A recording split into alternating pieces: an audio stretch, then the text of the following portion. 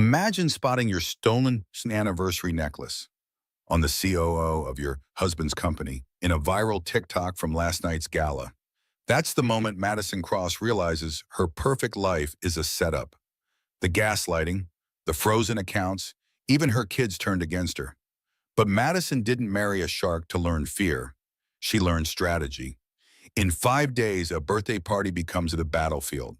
Live stream confessions, fake badges, a secret half-sister with a badge of her own, and a husband with a name that isn't his. Data isn't just currency, it's a weapon. And the guest list? It's not who you think. It's 47 families, 5 decades of bought power, and one woman determined to burn it all down. Follow Madison from marble kitchens to prison cells, from a rose garden hiding a key to Swiss boxes that rewrite American history. Every twist you guess will be wrong, on purpose. If high-stakes revenge, shadow governments, and mothers who won't break are your thing, you're in the right place. Tap. Like to boost the story, drop your boldest comment on who's really pulling the strings, share this with a friend who loves jaw-drop twists, and subscribe so you don't miss the moment when the party finally, really ends.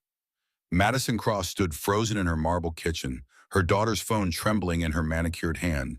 The TikTok video played on repeat, each loop driving the knife deeper into her chest. There was Scarlett Rivera, DataVault's newly appointed chief operating officer, laughing at the company gala, her slender neck adorned with a distinctive sapphire necklace, Madison's 20th anniversary gift from Tyler. "Mom, are you okay?" 16-year-old Emma reached for her phone, but Madison had already seen enough. "Fine, sweetheart," Madison managed, her voice steady despite the earthquake in her chest. 22 years of marriage, 2 children and an empire built from her trust fund and connections, reduced to this moment of recognition. The kitchen island where she'd helped Tyler write his first business plan seemed to mock her now. Every surface in their $12 million Connecticut estate whispered of her contributions, her sacrifices, her blindness. Tyler walked in, still in his running gear, endorphins making him careless. "Morning, beautiful," he said, kissing her cheek with lips that had probably touched another woman hours before. Madison studied him with new eyes. 45 years old, still handsome in that aggressive Wall Street way, silver threading through his dark hair like earned wisdom he didn't actually possess. How many lies had that mouth told? "How was the gala last night?" she asked, pouring coffee with hands that didn't shake. Years of boarding school had taught her that composure was armor. "Boring without you," Tyler replied smoothly. "You should have come." "My migraine," Madison reminded him. The migraine he'd known was fake, her excuse to avoid another night of watching him parade his success while forgetting to mention her name. Emma grabbed toast and escaped upstairs, teenage instincts detecting parental tension. Madison waited until her footsteps faded. "Tyler," she began, then stopped. What was the point? She'd seen how this played it out with her friends, the denials, the gaslighting, the gradual erosion of self-worth. Instead, she pulled up the TikTok on her own phone and slid it across the granite counter. His face went through a spectacular journey, surprise, calculation, then something that looked almost like relief. "It's not what you think," he said, the response so cliché she almost laughed. "My anniversary necklace?" She admired it. "I let her borrow it for the gala, for networking. You know how important image is with the Asian investors." Madison felt something cold settle in her stomach. Not rage, something more dangerous. Clarity. "I'm going to my sister's," she said simply. Tyler's expression shifted to concern, so theatrical it belonged on Broadway. "Maddie, you're overreacting. You know how paranoid you've been lately. The mood swings, the accusations. Maybe you should talk to someone." There it was, the setup. She'd watched him do this to competitors, plant seeds of doubt, establish a narrative, then execute with surgical precision. But he'd made one mistake. He'd taught her his methods. "You're right," Madison said, surprising him. "I should talk to someone. Several someones, actually." She walked upstairs to pack, each step measured and deliberate. Behind her, she heard Tyler on the phone, his voice low and urgent. By the time she reached their bedroom, had it ever really been theirs? Her phone was buzzing with notifications. Their joint bank account, frozen. Credit cards suspended for suspicious activity. Madison sat on the bed they'd shared for 2 decades and laughed. It was a sound that would have chilled Tyler if he'd heard it. He'd fired the first shot, not realizing he'd just started a war with the woman who'd taught him everything about strategy. Her phone rang. Her father, federal judge William Hayes. "Sweetheart, Tyler just called me. He's concerned about you." The betrayal cut deeper than the affair. "Dad, he mentioned some erratic behavior. The family's reputation, Madison. We need to think about that." She hung up. Then she made a different call. "Jake Morrison, Private Investigations."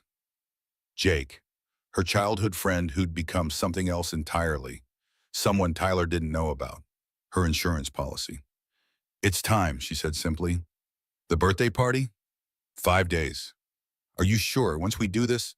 "I'm sure," Madison said, staring at her reflection in the mirror. The perfect wife was already gone. Something else was emerging. He just made it easy. The Ritz-Carlton suite wasn't home, but Madison had stopped believing in that concept anyway. 4 days until Tyler's birthday gala, and she'd already lost more than she'd imagined possible. Her sister Catherine sat across from her, designer heels kicked off, bourbon neat in her hand despite it being 11 in the morning. "He's telling everyone you had a breakdown at Whole Foods," Catherine said, scrolling through her phone. "There's video." Madison didn't flinch. "Deep fake. He's been planning this for months." "The video looks real, Maddie. You're screaming at a cashier about organic tampering." "I was in Boston that day. Check my Easy Pass records." Catherine's expression shifted from concern to something sharper. "He's that sophisticated?" "He owns a data analytics company worth $3 billion, Katie. He has resources I'm only beginning to understand." Her phone buzzed, an unknown number, but she recognized the voice immediately. "Mrs. Cross?" Scarlett Rivera's honey-sweet tone dripped through the speaker. "I wanted to reach out, woman to woman."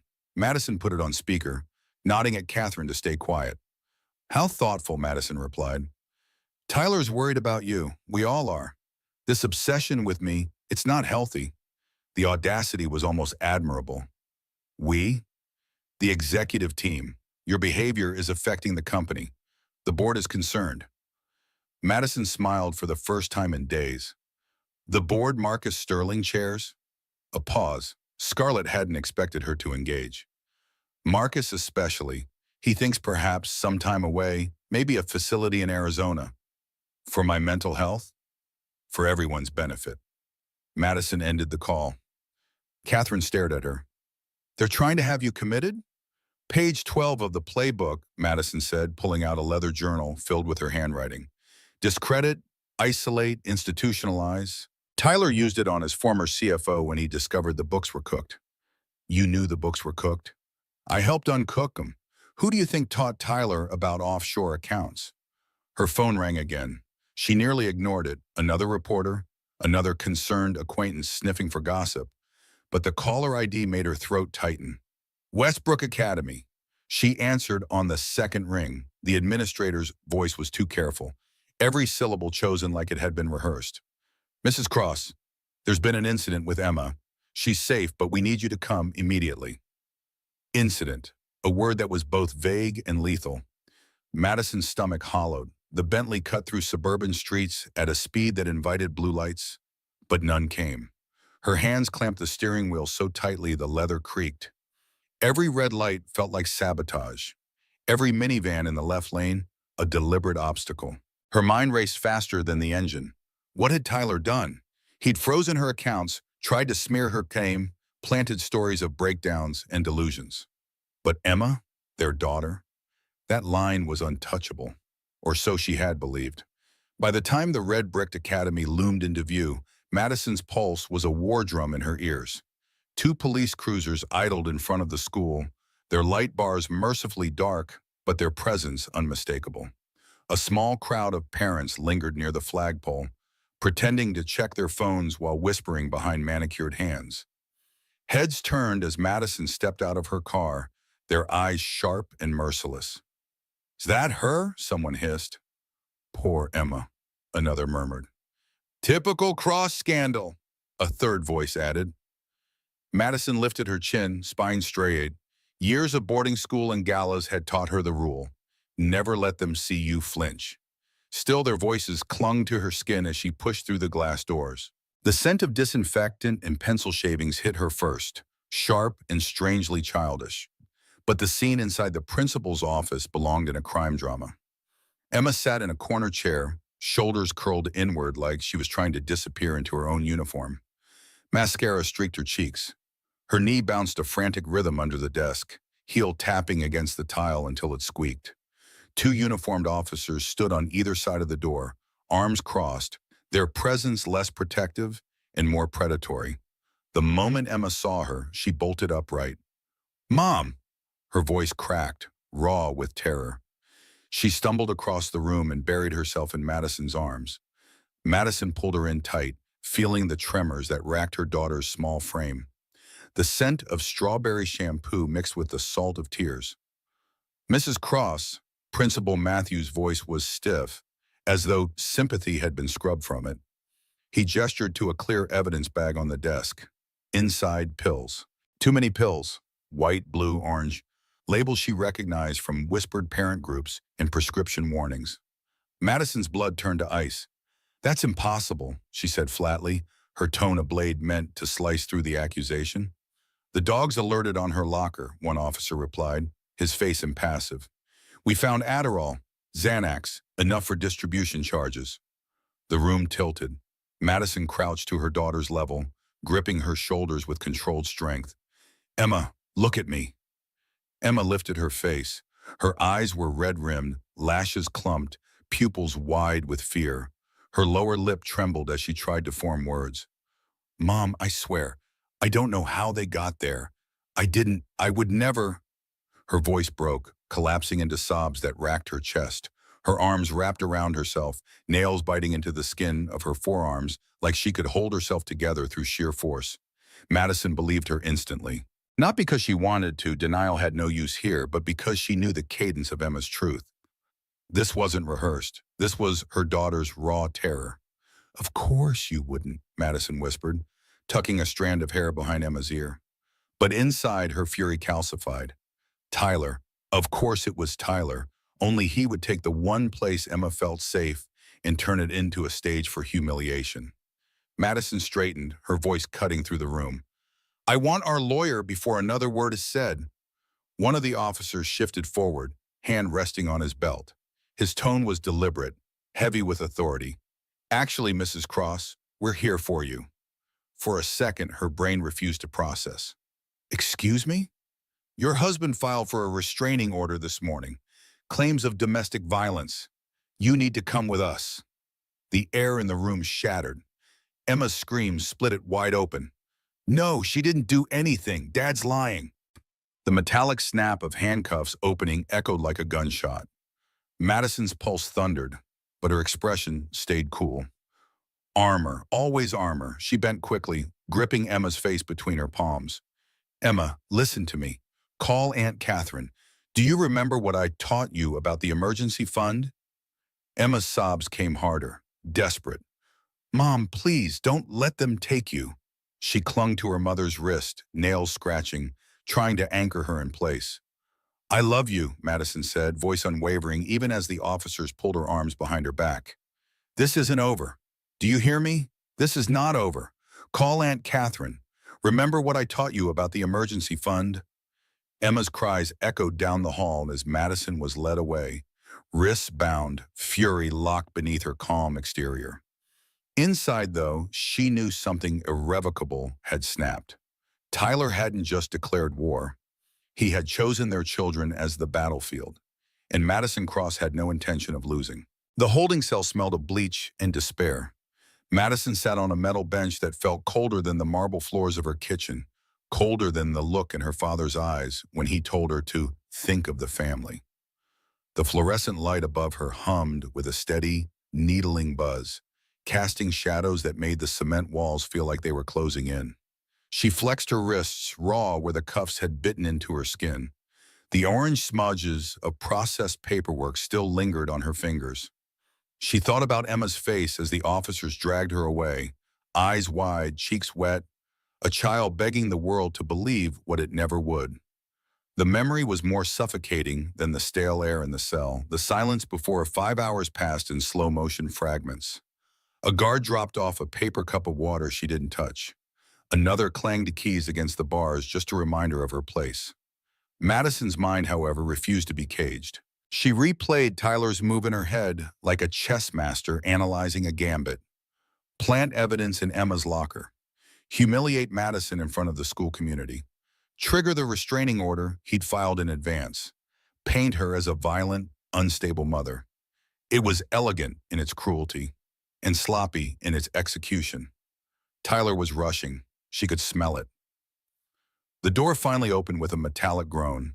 Jake Morrison walked in first. He didn't wear the jeans and leather jacket of her childhood friend. He wore the pressed suit of a man trying to keep his distance. His jaw was tight, his eyes searching hers with an intensity that told her everything is worse than you think. He sat across the steel table, a file in hand. Behind him, a uniformed guard leaned against the wall, arms crossed. "The restraining order is temporary," Jake said, voice low, "but it's effective immediately. You can't go within 500 feet of Tyler or the children." Madison's heart stuttered. "The children?" Jake slid a set of papers across the table. They signed affidavits. Her fingers trembled only once before she forced them still and turned the pages. Lucas's handwriting, her 13-year-old boy, scrawled across the statement. Words dictated, words rehearsed, erratic, violent, afraid of her. Then Emma's affidavit. Longer, more detailed. Descriptions of emotional abuse that Madison knew had never happened. Stories that dripped with Tyler's cadence, his manipulative fingerprints all over them. Madison pressed the papers flat with her palms, breathing through the rising tide of nausea. "He made them," she whispered. Or worse, he made them believe it. Jake didn't argue. He just studied her, waiting for the explosion that didn't come. The next visitor wasn't Jake. It was Detective Harper, a man with graying hair, a soft paunch, in the faint air of someone who enjoyed watching people unravel. He placed a tape recorder on the table, clicked it on, and leaned back in his chair. "Mrs. Cross, do you know why you're here?" His voice was silk wrapped around steel. Madison met his gaze, unblinking. "Because my husband's afraid of losing." He arched a brow. Interesting choice of words. "He says he's afraid of you. Says you've been unstable, erratic." He mentioned violent outbursts. Madison almost laughed. Classic Tyler. Frame the crime as the cover story. Instead, she leaned forward, her voice measured. "Detective, I've been married to a man who lies for a living. I know what rehearsed testimony sounds like." He didn't blink. "Your daughter's statement says otherwise." He flipped a page for effect. "She made us spy on Dad, said he was evil, said he was planning something." Those are Emma's words, not Tyler's. For a moment, Madison's composure cracked. Emma's handwriting flashed in her mind, every loop and flourish. Tyler hadn't just planted words, he'd planted memories. "Children can be convinced of many things," she said, her voice low but steady, "especially when their father has $1 billion data empire and the ability to manufacture any reality he wants." Harper's smile was thin.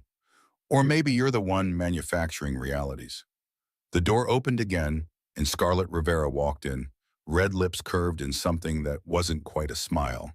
She wore no evening gown tonight, only a sharp blazer that fit like armor. "Mrs. Cross," she purred, sliding into the chair beside Harper. "You and I need to have a little chat." Madison's stomach dropped, but she forced her face into neutrality. Scarlett's presence here meant one thing. The board wasn't just watching. They were pulling strings from inside the walls of law enforcement itself. Scarlett leaned in close enough that only Madison could hear. "He's going to announce the merger at the gala, Monday. Triton and Data Vault, 70% of North American consumer data under one roof." Madison's pulse spiked. This wasn't just marital warfare anymore. This was treason wrapped in shareholder agreements. Scarlett's smile widened. "But don't worry, you won't be there to see it. You'll be safely committed." Madison sat back, letting her laughter spill out, quiet but cutting. It startled both Harper and Scarlett. "What's funny?" Scarlett demanded. Madison's eyes glittered. "You still think Tyler's the shark?" She leaned forward, lowering her brows. He's just bait, and you don't even see the hook. The silence that followed was sharp enough to draw blood. The laughter hung in the air like smoke, unsettling in its quiet defiance. Scarlett's painted smile falters for half a breath, then reassembled itself like glass glued back together. Detective Harper turned off the recorder with a click, irritation flaring in his eyes. Enough games, Mrs. Cross. You're looking at a serious escalation. Affidavits from both your children. A restraining order. Allegations of violence. It's a convincing package. Madison leaned back against the cold steel chair, her wrists still cuffed to the table. Convincing to whom? A jury, the public, or to you, detective, so you can close your file and sleep at night? Harper stiffened. He didn't answer. He didn't need to. Scarlett rose smoothly, gathering her blazer around her as if the conversation had already been won. Don't worry, detective. She won't be your problem for long. There are facilities better suited for this kind of instability. Her eyes gleamed at Madison. Arizona has lovely sunsets. Madison tilted her head, studying her like a specimen. You're good at reading scripts, Scarlett, but you should have learned one rule from Tyler. Never underestimate the author. Scarlett's lips tightened. For the first time, Madison saw it. Doubt. The faintest flicker of unease. Then Scarlett turned sharply on her heel and left, heels clicking a sharp staccato against the linoleum. 2 hours later, Madison sat alone in the dimly lit cell, counting her breaths. The key wasn't anger, it was control. Anger fogged the mind, control sharpened it. She thought of Emma and Lucas, their signatures on lies they didn't understand. She thought of Tyler, already rehearsing his next grieving husband act for the cameras. She thought of Scarlett, whispering about the merger like it was already sealed. The door clanged open again. This time it wasn't Harper or Scarlett. It was Jake. He shut the door behind him, a file tucked under his arm. His tie was loosened, exhaustion lining his face. For a long moment he just looked at her, as if weighing whether to tell her the truth or the official version. You're being released, he finally said.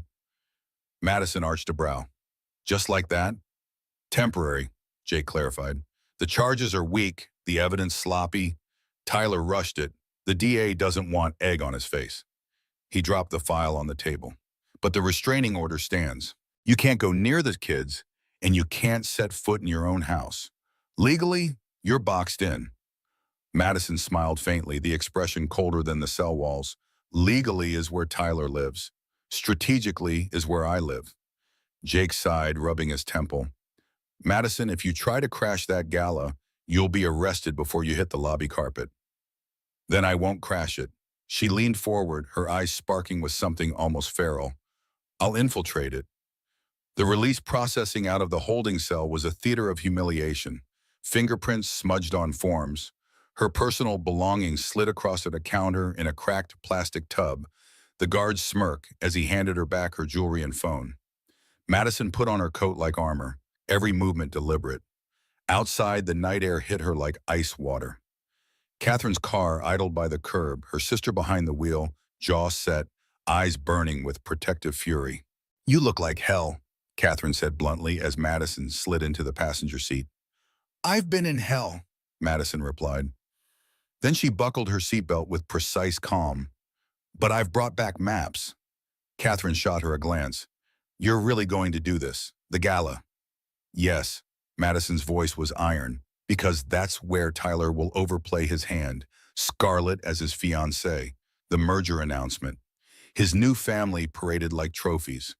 He won't be able to resist gloating. And you'll be there to record it, to detonate it. Back at the Ritz-Carlton suite, Madison spread documents across the bed like a general laying out battle plans.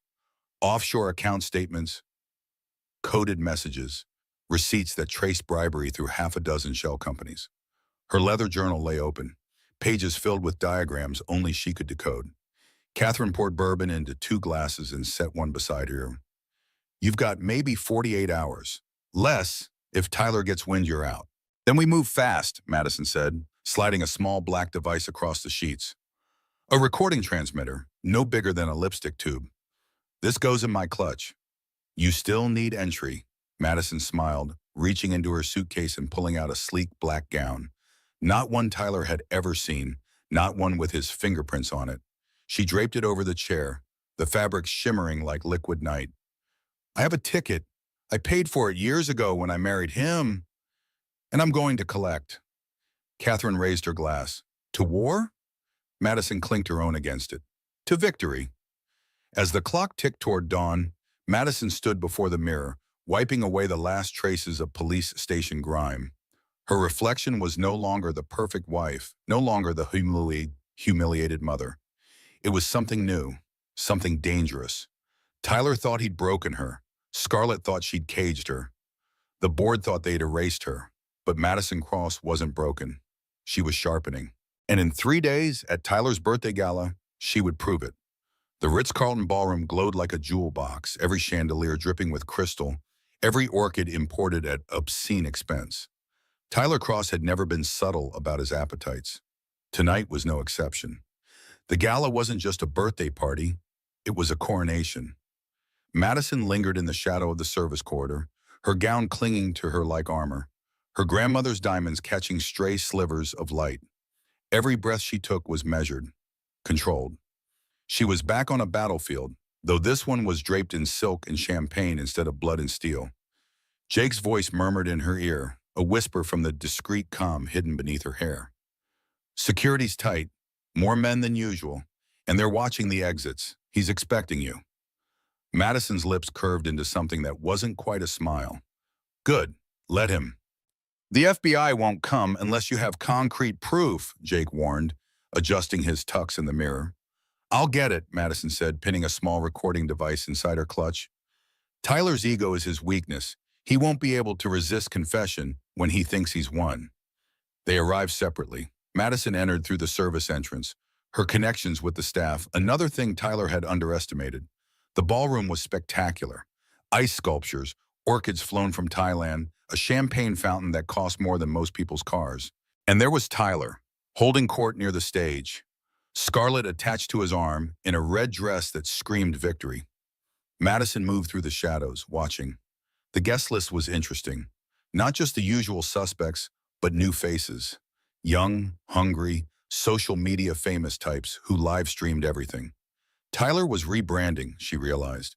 Out with the old money, in with the new. Ladies and gentlemen, Tyler's voice boomed across the room as he took the stage. Thank you for joining me on this momentous occasion. Madison positioned herself behind a pillar, close enough to hear but hidden from security's sightline. 45 years old today, Tyler continued, his smile radiant. They say life begins at 40, but for me, it's beginning right now. He pulled Scarlett onto the stage. The crowd murmured. Many of you know Scarlett Rivera, our brilliant COO. What you don't know is that she's more than that. She's my future. We're in Katitan. The ring on Scarlett's finger caught the light. Madison recognized it as the one Tyler had shown her for their 20th anniversary, claiming he'd returned it when she said it was too ostentatious. And Tyler's grin widened. We're expecting. The crowd exploded. Madison felt nothing. She'd passed through rage into something colder. But that's not all. Tyler raised his hand for silence. Tonight, I'm announcing DataVault's merger with Triton Industries. Together, we'll control 70% of consumer data in North America. The deal closes Monday. That was illegal. Madison knew it, and from Jake's sharp intake of breath through her earpiece, he knew it too. The antitrust violations alone. Now, Tyler's voice dropped, theatrical. I know my soon-to-be ex-wife might have opinions about this, but given her recent mental health struggles, I certainly do have opinions. Madison stepped into the light. The ballroom fell silent as Madison emerged from behind the pillar, her black gown making her look like an avenging angel against the golden backdrop. Every phone in the room swiveled toward her, live streams capturing the confrontation. Security moved immediately, but Madison raised her hand, displaying a document. I'm a shareholder, she announced, her voice carrying perfectly. 43% to be exact. I have every right to be here. Tyler's face cycled through emotions before settling on amused condescension. Maddie, you're violating a restraining order. Actually, Jake Morrison stepped out from another entrance. She's not. The order specifies personal proximity, not professional engagement. As a major shareholder attending a company event, she's within her rights. Madison walked closer to the stage, each step measured. Congratulations on the engagement, Tyler, and the pregnancy. Tell me, Scarlett, which came first, the baby or the promotion? Scarlett's composure cracked slightly. How dare you? I dare because I own more of this company than you realize, Madison said, then turned to address the crowd. Ladies and gentlemen, since we're making announcements, I have one of my own. She pulled out her phone, connecting it to the ballroom's AV system, a backdoor she'd had installed years ago when she'd overseen the renovation. These are recordings from Data Vault's servers, she said as audio began to play. Tyler's voice filled the room. The senators are paid off. The DJ won't touch us. We can sell the data to Beijing without anyone knowing. Another voice. Scarlett's. The pregnancy will lock him in. Madison's too weak to fight. We'll have everything. The crowd gasped. Tyler lunged for the AV controls, but Madison had more. Security footage, she announced as video appeared on the screens. Tyler entering my daughter's school 2 hours before drugs were found in her locker. That's fake, Tyler shouted. Time-stamped, verified, and already delivered to the DEA, Madison replied calmly. The doors burst open. FBI agents flooded in, weapons drawn. Tyler Cross, the lead agent announced, you're under arrest for insider trading, conspiracy to commit fraud, and violation of the Foreign Corrupt Practices Act. Madison watched as they cuffed him, his face purple with rage. You did this. You vindictive. Actually, Scarlett's voice cut through his tirade. She didn't. Everyone turned. Scarlett stood on the stage, her red dress now looking like armor. Her expression transformed from trophy mistress to something far more dangerous. Special Agent Rivera, SEC Criminal Division, she said, pulling out a badge. Mr. Cross, you have the right to remain silent. Madison's triumph curdled in her stomach. You're a federal agent? 3 years undercover, Scarlett confirmed. Though I must say, Mrs. Cross, you made my job easier. We've been building a case, but your evidence accelerated our timeline. The pregnancy? Madison asked. Fiction, like his belief that he was untouchable. Scarlett turned to the cameras. Though the real question is what you knew, Mrs. Cross. The second wave of agents moved toward Madison. Madison Cross, you're under arrest for money laundering and conspiracy to commit fraud. That's impossible, Madison said, even as her mind raced. I haven't. The Vance Family Trust, Scarlett interrupted, established with funds from the Medellin cartel in 1987. Your father's signature, your mother's approval, and now your inheritance. The room spun. Madison looked at Jake, but his expression was unreadable. Every dollar you put into Data Vault was dirty, Scarlett continued. You built an empire on blood money, Mrs. Cross. Your husband was just the face. You were always the criminal. The federal holding facility was a far cry from the Ritz-Carlton. Madison sat in the interrogation room, her Valentino gown replaced with orange cotton, her grandmother's diamonds confiscated as evidence. Across from her sat Scarlett Rivera, or whatever her real name was, looking perfectly comfortable in her FBI windbreaker. Your father never told you, did he? Scarlett's voice held something almost like sympathy. About the cartel money. Madison remained silent. Anything she said would be used against her. William Hayes, respected federal judge, built his career on drug money, Scarlett continued. The Vance family fortune, your mother's inheritance, it all traces back to cocaine shipments in the 80s. That's impossible, Madison finally said. My grandfather was a textile manufacturer. Your grandfather was a money launderer, Scarlett corrected. Those textile factories? Perfect for cleaning cash. Your father knew. He helped manage the accounts when he was at Harvard Law. She slid photographs across the table. Young William Hayes with men Madison recognized from documentaries about the drug wars. Her mother at parties in Miami, laughing with people who'd later die in DEA raids.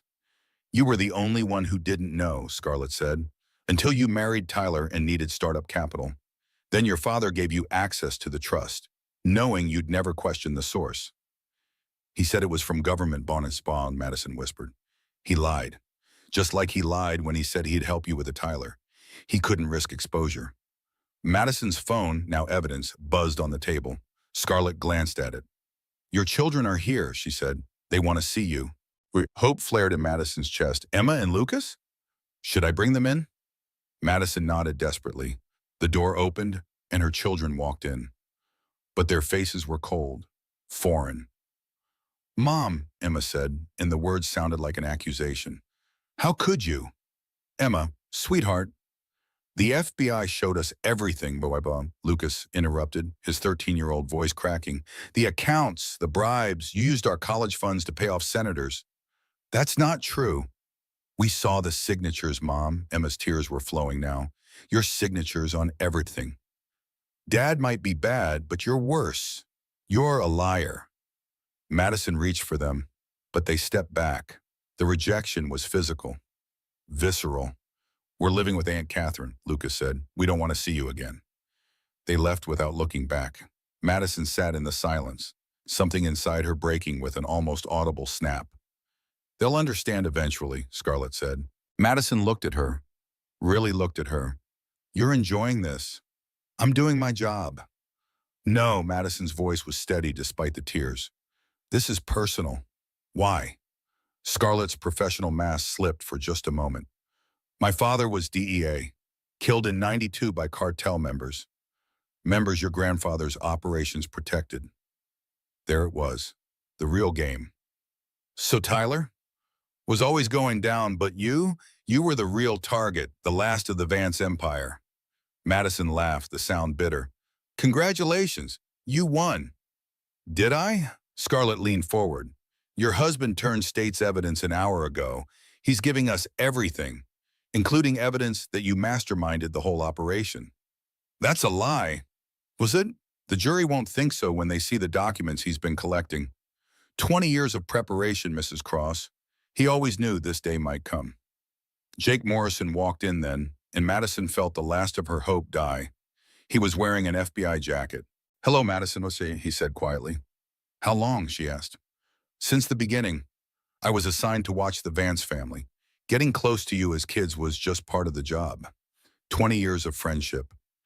Every secret she'd shared, every moment of vulnerability, all of it had been surveillance." "I need a lawyer," Madison said. "You have one," a new voice said from the doorway. Marcus Sterling walked in, Tyler's mentor, the man she'd thought was her only ally on the board. "Marcus?" Madison couldn't process his presence. "Your father hired me," Marcus said, sitting down. "Not for you, for himself, to ensure that if this day came, the family's other interests would be protected." "Other interests?" "Your mother's in Switzerland. The extradition treaties are complex. Your brother's holdings in Singapore are untouchable. You, however, are what we call a necessary sacrifice." Madison understood then. She'd never had allies. She'd only had handlers.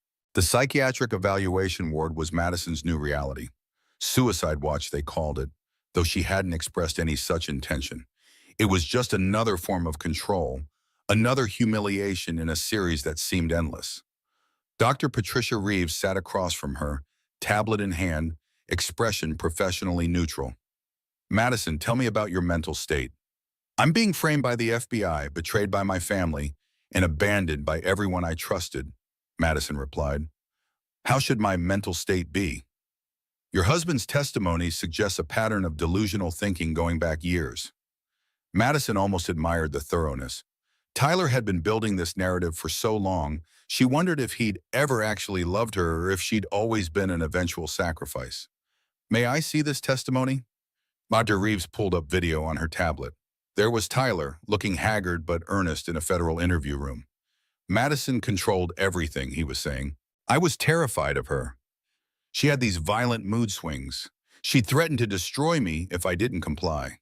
The company, the illegal dealings, it was all her." "When did this behavior begin?" the interviewer asked. "After our first child, postpartum psychosis that never really went away. I tried to get her help, but she controlled the money. Her family's money. I was trapped." Madison watched herself being rewritten in real time.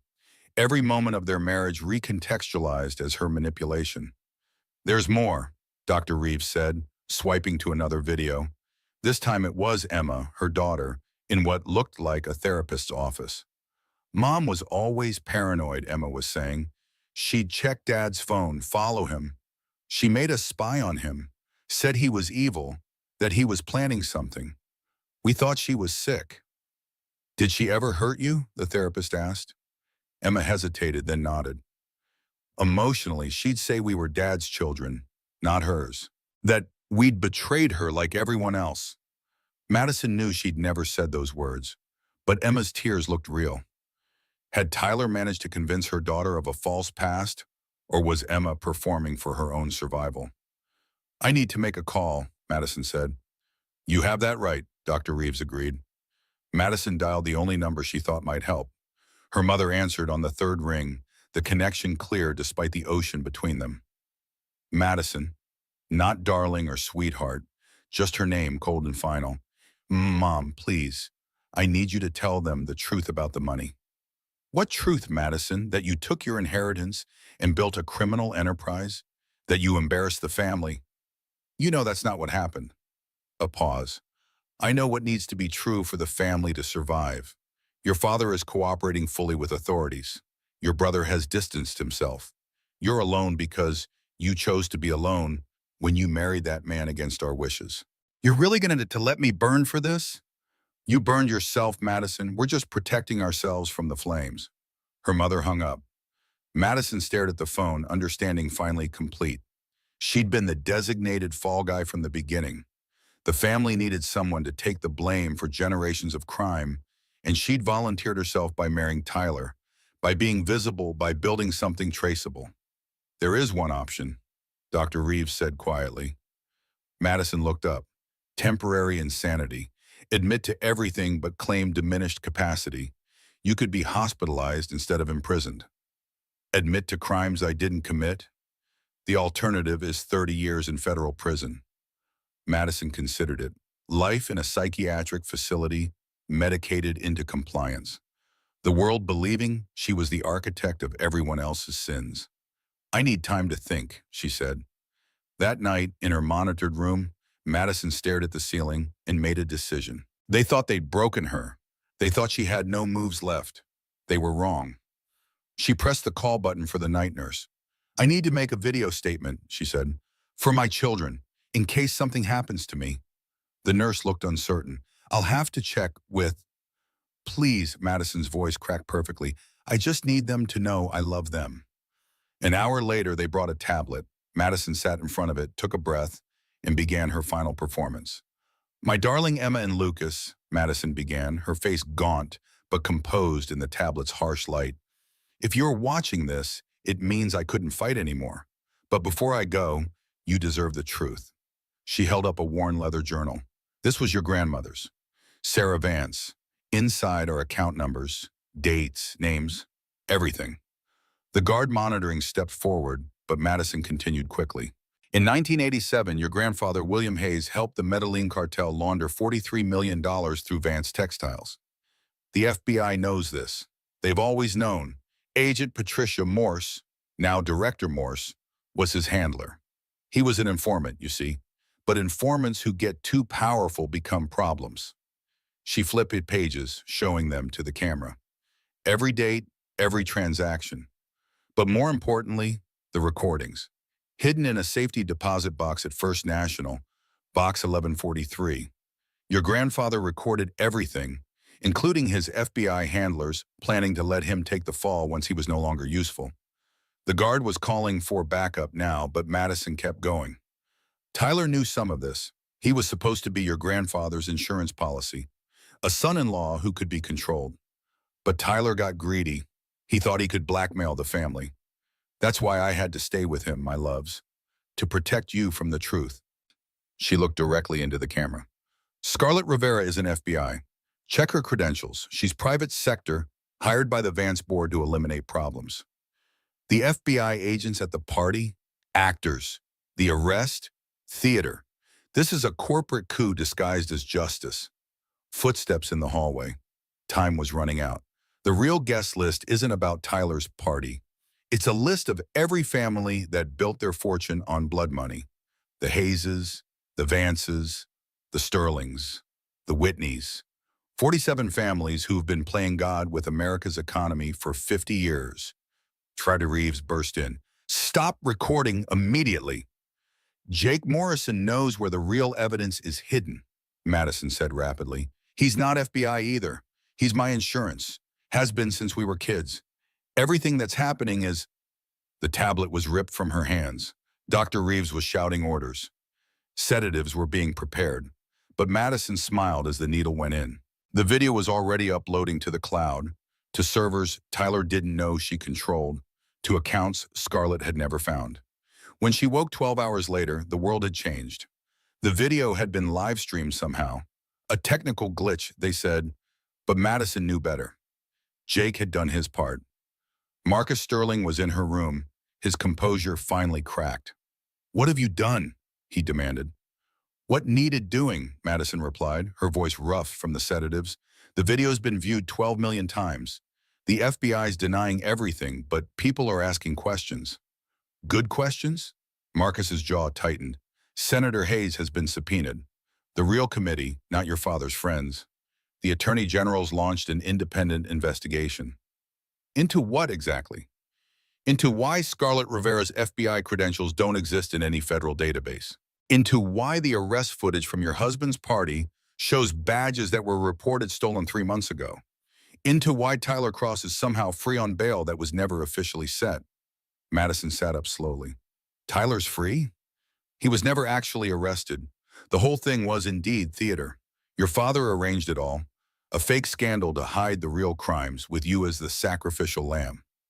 But the pregnancy announcement, the engagement, misdirection. Scarlett Rivera is actually Scarlett Hayes, your father's illegitimate daughter, your half-sister." The room spun. Madison gripped the bed rails. "She was supposed to destroy you publicly, then disappear with enough Vance money to keep quiet forever. But your video changed the game," Madison finished. Marcus studied her with something like respect. "You knew." "I suspected. The eyes. She has our mother's eyes. Your children want to see you." Madison's heart lurched. "Emma and Lucas?" "They saw the video. They're asking questions their therapist can't answer." Before Madison could respond, the door opened. Jake Morrison walked in, but not as she'd ever seen him. He wore a bulletproof vest marked U.S. Marshal. "Madison Cross," he said formally, "you're being placed in witness protection." "What?" "The independent investigation has uncovered a conspiracy involving 47 families, 3 federal agencies, and approximately $16 billion in laundered money. You're now the key witness." Madison looked between Jake and Marcus. "This was your plan all along." Jake's expression softened slightly. "Not mine. Yours. You told me when we were 12 that your family was evil and someday you'd burn it all down. I just made sure you'd survive the fire." The safe house was a modest suburban home in Colorado, a far cry from her Connecticut estate. Madison stood in the kitchen, making coffee with Emma and Lucas at the breakfast table. The first normal morning they'd had in months. "Mom," Emma said quietly, "was any of it real? Our life?" Madison sat down, taking her daughter's hand. "Our family is real. My love for you is real. Everything else was performance." "Even Dad?" Lucas asked. "Especially Dad." Through the window, she could see Jake coordinating with other marshals. He'd been her guardian angel all along, playing a role within a role within a role. The first rule of the con, he'd told her that morning, is making the mark think they're the one running it. Her phone, a new one, secured and monitored, buzzed with a text from an unknown number. "You think you've won, but the game's not over. T. Tyler." Somehow he'd found a way to reach her. Another text. "Check the news." Madison turned on the television to find Tyler's face filling the screen, a press conference in progress. "I've been silent too long," he was saying, looking haggard but righteous. "My wife, Madison Cross, orchestrated the most elaborate frame in corporate history. She created fake FBI agents, hired actors, destroyed our family, all to cover her own crimes." "Mom?" Emma's voice was small. "Watch," Madison said. Tyler continued, "I have proof. Documents, recordings, witnesses. Madison Cross isn't a victim. She's a criminal mastermind who fooled everyone, including the FBI." He held up a tablet showing bank records. $23 million transferred to accounts in the Caymans under her sole authorization. The data vault illegal trades? Her digital signature on every one. Madison smiled. "He just confessed." "What?" Lucas asked. Those accounts don't exist, Madison explained. But by claiming they do, Tyler just admitted knowing about Cayman Holdings. The trades he's showing? They happened after I was already in custody. He's literally creating evidence of crimes only he could have committed. Jake walked in, watching the screen. He's panicking. The investigation's getting close. To what? Emma asked. Madison looked at her children. They deserved the truth. Your father isn't who he claims to be, she said carefully. His name isn't Tyler Cross, it's Dmitry Volkov. He's Russian intelligence placed here 25 years ago to infiltrate American tech companies. Emma's face went white. What? The Data Vault servers aren't just selling consumer data to China, Madison continued. They're feeding everything directly to Moscow. Every credit card, every social security number, every private message. How do you know this? Lucas demanded. Because I'm the one who discovered it, Madison said. 3 years ago, I've been feeding information to the real FBI ever since. Jake nodded. Madison's been undercover longer than anyone knows. The marriage breakdown, the affairs, even tonight's video, all designed to force Tyler into the open. So Scarlett is exactly who I said, my half-sister, hired by my father to silence me. But she didn't know about Tyler's real identity. No one did except me and Jake. On the television, Tyler was still talking, but something was happening. Federal agents were moving through the crowd. The grand finale, Jake murmured. The agents reached Tyler just as he was holding up another fabricated document. The lead agent's voice was clear through Tyler's microphone. Dmitry Volkov, you're under arrest for espionage, treason, and conspiracy against the United States. Dimitri's face went white. He tried to run, but there was nowhere to go. Madison's phone buzzed again. This time it was so Scarlett. We need to talk, the message read. I'm outside. Madison looked at Jake, who checked his weapon and nodded. When Scarlett walked in, she looked different, smaller somehow, the confidence stripped away. Hello, sister, Madison said. Scarlett flinched. You knew? Our father's good at keeping secrets, but not perfect. I found the child support payments when I was 16. He said you were evil, that you'd destroyed Mom with your greed. He says a lot of things, Madison replied. How much did he pay you to destroy me? $5 million, plus a new identity. Cheap. I'm worth at least 20 in bounties alone. They stared at each other across the kitchen table while Emma and Lucas watched in fascination. I didn't know about the Russian, Scarlett said finally. If I had, you'd have done exactly the same thing, Madison finished. We're our father's daughters after all. So what now? Madison smiled. Now we finish what I started. The real guest list, remember? 47 families who've been bleeding this country dry. Tyler was just one tentacle of something much bigger. You're going after all of them? We are, Madison corrected.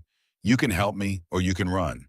But if you run, remember, I know your real name now, and unlike our father, I don't keep secrets. The Senate hearing room was packed. Cameras from every major network focused on the witness table where Madison sat. 6 months had passed since Tyler's arrest, and the investigation had spread like wildfire through America's elite. Mrs. Cross, Senator Patricia Williams began, her voice carrying across the silent room. Do you swear to tell the truth about the conspiracy you've uncovered? I do, Madison replied, her voice steady. Behind her sat Orsaya and Lucas, now 18 and 15, their faces proud rather than ashamed. The truth had set them free in ways she'd never expected. Please begin with the Vance family operations. Madison opened the leather journal she'd shown in her video. In 1985, my maternal grandfather, Charles Vance, was approached by representatives of 3 cartels. They needed a way to clean money. He needed capital to save his failing textile empire. She flipped through pages of meticulous records. Over the next decade, Vance Textiles laundered approximately $200 million. But that was just the beginning. The clean money was used to buy influence. Judges, senators, FBI agents. Including your father? Especially my father. William Hayes was recruited at Harvard Law, his entire career funded by cartel money. His appointment to the federal bench cost $12 million in bribes. Gasps from the gallery. Madison continued, but the cartels were eventually destroyed and new management took over. Russian oligarchs, Chinese intelligence, Saudi princes. They all wanted what the cartels had built, access to American power. And Tyler Cross was placed in my path deliberately. My father thought he was recruiting a useful idiot. The Russians knew better. They were playing a longer game. She pulled out a tablet showing a complex web of connections. Data Vault wasn't just a company, it was a weapon. Every piece of data it collected was analyzed by foreign intelligence. They knew which politicians were vulnerable, which CEOs could be blackmailed, which judges had secrets. How many people are involved? Madison looked directly at the senators. At least 3 people in this room. The explosion of noise was immediate. The chair gavelled for order. That's a serious accusation, Mrs. Cross. It's not an accusation, it's a fact. Senator Reynolds took $6 million from Data Vault subsidiaries. Senator Walker's son works for a shell company that exists only to funnel payments. And Senator Davies, my father's good friend, has been on the Vance payroll since 1991. Davies stood up, his face purple. This is slander. This is evidence, Madison countered, pulling out financial records. Every payment traced, every transaction documented. The FBI has copies of everything. Why should we believe you? Senator Williams asked. You were part of this system. I was born into this system, Madison corrected, but I chose to destroy it. The moment I discovered what my husband really was, I could have stayed quiet, could have kept my comfortable life. Instead, I spent 3 years gathering evidence, knowing it would cost me everything. Yet you're free while others are imprisoned. Madison's smile was sad. Am I free? I'm in witness protection. My parents want me dead. My extended family has disowned me. Half the country thinks I'm a criminal mastermind. I've traded my entire life for the truth. That's not freedom. It's justice. Jake Morrison was called next. His testimony was clinical, precise. Madison Cross has been a confidential informant for 42 months, he stated. Every piece of evidence she gathered was legally obtained and verified. Without her, we'd never have uncovered the network. But she built Data Vault with dirty money, Senator Reynolds protested, sweating visibly. She built Data Vault to expose the dirty money, Jake corrected. Every dollar invested was tracked. Every crime committed was documented. She turned herself into bait to catch sharks. That's entrapment. That's patriotism, Jake shot back. Madison Cross sacrificed her freedom, her family, and her reputation to expose enemies of the state. How many in this room can say the same? The hearing continued for 6 hours. By the end, 17 arrest warrants had been issued, including 3 senators. That night in the safe house, Madison watched the news with her children and Scarlett, who had become an unlikely ally. They're calling you a hero, Emma said, reading her phone. They're calling me a traitor on other channels, Madison replied. What do you call yourself? Lucas asked. Madison considered the question. A mother who wanted her children to live in a cleaner world. Her phone buzzed. A message from an unknown number, but she recognized the tone. The board met. Your actions are unforgivable, but effective. The family will not pursue further action. Your inheritance is restored. Mother, Madison deleted the message. Blood money held no appeal anymore. What now? Scarlett asked. Now we disappear, Madison said. New names, new lives, new chances. Together was all. Scarlett seemed surprised. We're sisters, Madison replied simply. That means something, even if our father never understood what. 1 year later, Madison stood in a modest apartment in Portland, her dark hair now auburn, her designer clothes replaced with simple jeans and a sweater. Through the window she could see Emma, now calling herself Emily, heading to her first day at community college. The television droned in the background, another update on what the media called the Cross Conspiracy.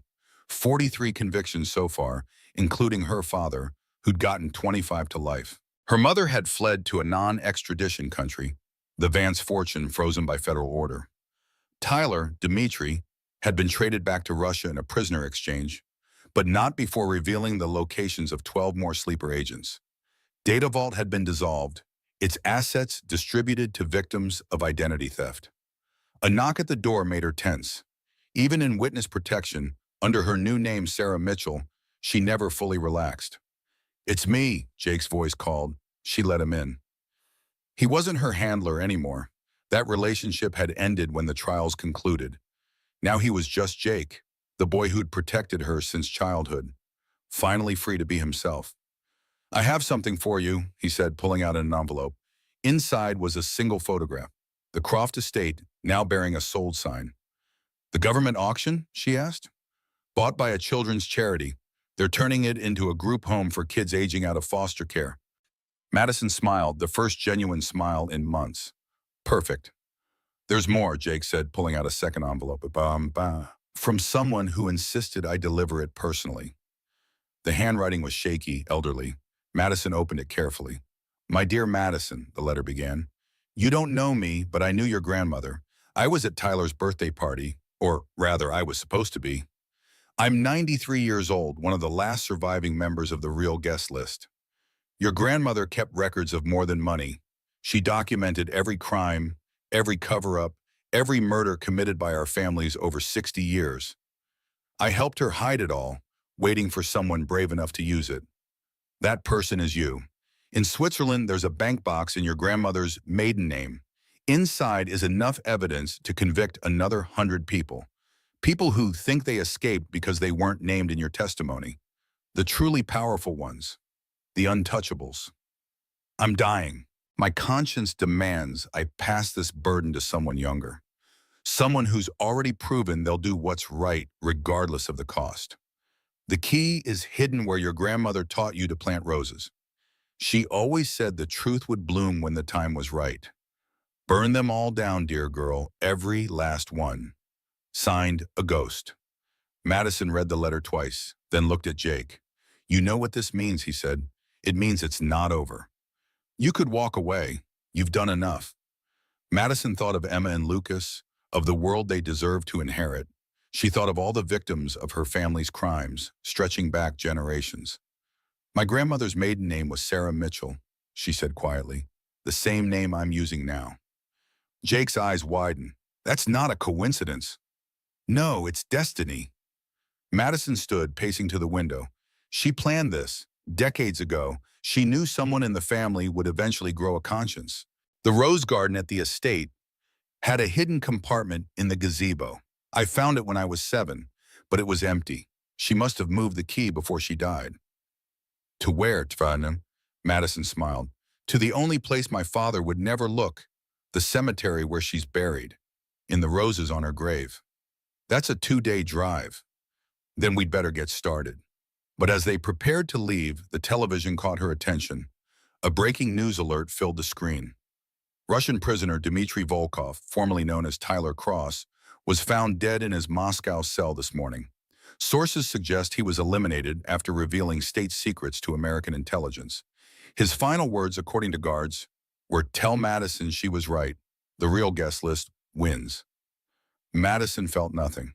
Tyler had been dead to her since the moment she discovered his true identity. "Mom?" Lucas appeared in the doorway, home from school. "You okay?"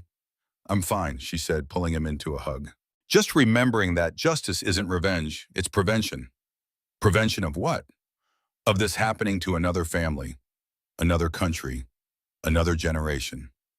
That night, after her children were asleep, Madison and Jake drove toward the cemetery. In the trunk was everything she'd need to access the Swiss bank box. In her heart was the certainty that her grandmother's ghost was guiding her. The real guest list wasn't just names on paper. It was everyone who'd been hurt by those 47 families. Every life destroyed, every dream shattered, every future stolen. And Madison would make sure they all got justice. As they crossed the state line, Jake asked, "Do you regret any of it?" Madison thought of her former life, the mansion, the jewels, the false friends, the criminal husband, the poisonous family. "I regret not starting sooner," she said. They drove through the night toward a grave covered in roses, where the key to America's darkest secrets lay waiting. The war wasn't over. It had just begun. But this time, Madison wasn't fighting alone. She had her children, her sister, Jake, and the ghost of a grandmother who'd planned this revenge across decades. The real guest list would have its day. The truth would bloom, and every empire built on blood would fall. 5 years later, every case had run its course. Appeals denied. Sentences final. The Swiss boxes were emptied into a restitution fund that paid for scholarships, witness protection, and tombstones no one had bothered to buy. The committee that once whispered about national security signed its last report and dissolved itself by law. Sarah Mitchell unlocked her coffee shop in the small Maine town the way she always did. Lights, ovens, door chime. At noon, a courier arrived with a single envelope from the Department of Justice. Inside was a receipt, all cooperating testimony fulfilled. Witness obligations concluded. At the bottom in small print, the words that mattered most. Case Madison Cross, closed. She went to the back office and opened the wall safe. A worn leather journal, a satellite phone, and a flash drive sat inside. The last relics of a life lived on a wire. One by one, she placed them in a metal tin, poured in lighter fluid, and struck a match. When the flame guttered out, she sealed the ash in a mason jar and labeled it with a date, not a name. That night, another encrypted message blinked on the screen, another child of another dynasty asking for the map out. Sarah typed her final reply. Tell the truth to sworn officers, not to me. Keep records, keep yourself safe. The guest list is finished. Then she powered the device down for the last time and slid it across the counter to Jake, who had come in through the alley. He nodded, pocketed it, and left without a word. Before closing, she took the framed photograph from the wall, the empty ballroom, the fallen glasses, the banner that once read Happy 45th Birthday. She wrapped it in butcher paper, tied it with twine, and set it beside the trash. In its place, she hung a simple wooden sign, The Rose Garden, open daily. On the way out, she flipped the front placard from open to closed, turned the deadbolt, and stood a moment with her hand on the door. No aliases, no shadows, no more messages. The party wasn't really over anymore. It was over.